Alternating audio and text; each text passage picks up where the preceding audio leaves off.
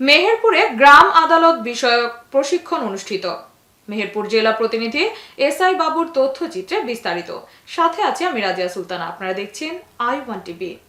মেহেরপুর সদর উপজেলায় গ্রাম আদালত বিষয়ক দিনব্যাপী প্রশিক্ষণ কর্মশালা অনুষ্ঠিত হয়েছে।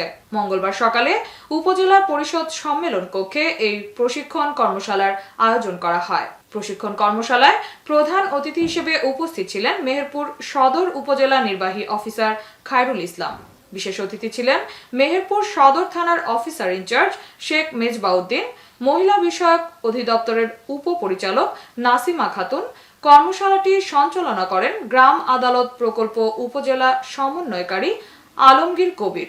প্রশিক্ষণে ১ নং কুতুবপুর ও ৬ নং শ্যামপুর ইউনিয়ন পরিষদের সদস্যগণ অংশগ্রহণ করেন। প্রশিক্ষণে গ্রাম আদালতের গঠন, এখতিয়ার, ক্ষমতা, ফৌজদারি ও দেওয়ানি মামলার বিচার যোগ্যতা, আদালত গঠনের আবেদন, সমন জারি, শুনানি ও সিদ্ধান্ত গ্রহণ, ক্ষতিপূরণ ও জরিমানা আদায় সহ বিভিন্ন গুরুত্বপূর্ণ বিষয় নিয়ে আলোচনা করা হয়।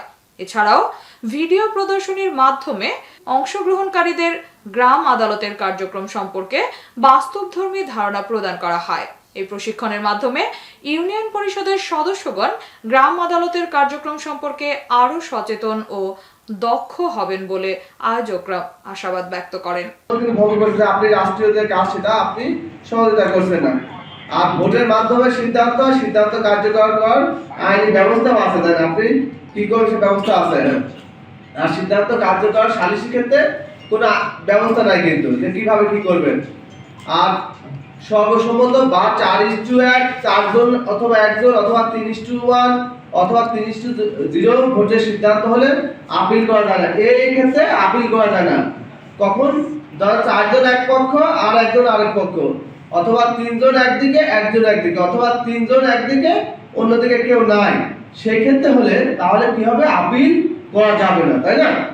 আর আপিলের তো বিধান নাই, তো সালিস যখন হয় নিজের ইচ্ছা মতো করা হয়, তা আপিলের কোনো বিষয় হয়ে যাবে।